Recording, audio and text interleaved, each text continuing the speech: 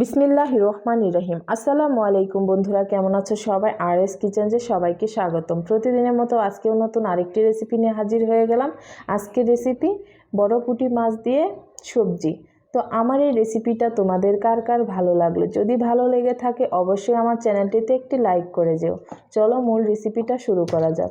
তো আমি পুঁটি মাছটাকে ভালোভাবে কেটে কুটে ধুয়ে পানি ঝরিয়ে নিয়েছি। এই পর্যায়ে এখানে দিয়ে দেব হলুদের গুঁড়া, মরিচের গুঁড়া আর সামান্য একটু লবণ দিয়ে মাছটাকে হাতে মেখে কিছুক্ষণের জন্য রেস্টে রেখে দেব।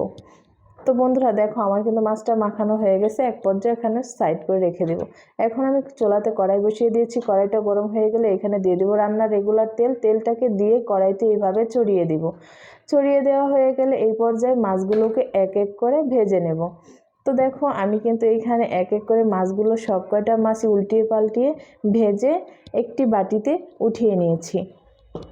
তো এই পর্যায়ে একটু তেল রয়েছে, ওইখানে আমি এখন একটা আলু কেটে ব্রাউন করে ভেজে নেব। তো আমার কিন্তু আলু ভাজাটা হয়ে গেছে, এখন আমি একটা বাটিতে উঠিয়ে নেব। তো এই পর্যায়ে এইখানে এই তেলের ভিতরে আমি শসা কেটে রেখেছিলাম, সেই শসাগুলোকে আমি ভেজে নেব। তো শসা দিয়ে দিলাম, দিয়ে লাড়াচাড়া করে আমি শসাকে ভেজে নেব। তো দেখো বন্ধুরা, আমার কিন্তু শসাটাও ভাজা হয়ে গেছে। এই পর্যায়ে শসাটাকে আরেকটি বাটিতে উঠিয়ে নিলাম। তো এখানে তেল শেষ, আরেকটু পরিমাণে তেল দিয়ে হলুদ দিয়ে এখন বেগুনটাকেও ভেজে নেব। তো ট্রাস্ট মি, অনেক মজা। এরকম একটা রেসিপি আমরা ফার্স্ট টাইমে ট্রাই করেছি, খুবই মজা। তোমরাও ট্রাই করতে পারো। তো আমার সব কিছু কিন্তু হয়ে গেছে। এখন আমি এক জায়গায় করে সবজিগুলো রেখে দিব একটা বাটিতে। তো কড়াইটা পরিষ্কার করে ধুয়ে আবার চুলাতে বসিয়ে দিলাম।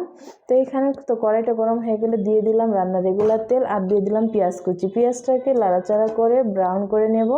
এই পর্যায়ে ব্রাউন হয়ে গেলে আমি এই পর্যায়ে দিয়ে দিব আনাম জিরে। জিরেটা দেওয়ার পর এখানে বাটা মশলা, এখানে কাঁচামরিচ, রসুন, পেঁয়াজ, জিরা একসাথে বেটে রেখেছিলাম, সেইটা দিয়ে একটু পানি দিয়ে মশলাটাকে কষিয়ে নেব। তারপর এখানে দিয়ে দেবো গুঁড়ো মশলা, হলুদের গুঁড়া, মরিচের গুঁড়া, ধনিয়ার গুঁড়া, স্বাদ মতো লবণ দিয়ে আরেকটু পানি দিয়ে মশলাটাকে আমি কষিয়ে নেব। তো দেখো বন্ধুরা, আমার কিন্তু মশলাটা কষানো হয়ে গেছে। এই পর্যায়ে সেই ভেজে রাখা তরকারিগুলো আমি অ্যাড করে দেব। তো দিয়ে ভালোভাবে লাড়াচাড়া করে আরেকটু পরিমাণ কষিয়ে নেব। কষানো হয়ে গেছে বন্ধুরা, এই পর্যায়ে আমি দিয়ে দিব পানি, তরকারির ঝোল।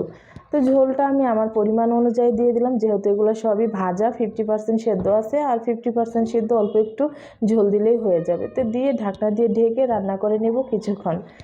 তো ফিরে আসলাম কিছুক্ষণ পর। দেখো বন্ধুরা, আমার তরকারিটা কিন্তু বলক এসে গেছে। এই পর্যায়ে এখানে মাছগুলো আমি অ্যাড করে দেব। তো এই পর্যায়ে আবার দিয়ে দিলাম জিরার গুঁড়ি। এখানে ধনিয়া পাতা অ্যাড করব না, আমি জিরার গুঁড়িটাই অ্যাড করব। তো জিরার গুঁড়ি দিয়ে মাছটাকে দিয়ে লাড়া দিয়ে তরকারিটাকে ঢেকে রান্না করে নেব কিছুক্ষণ। তো দেখো বন্ধুরা, আমার কিন্তু মাছটা রেডি।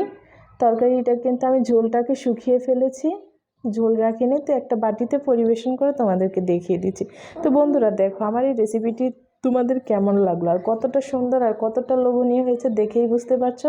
যদি ভালো লেগে থাকে অবশ্যই আমার চ্যানেলটিতে একটি লাইক, কমেন্ট, শেয়ার, সাবস্ক্রাইব করো বন্ধুরা। সবাই ভালো থাকবে, সুস্থ থাকবে।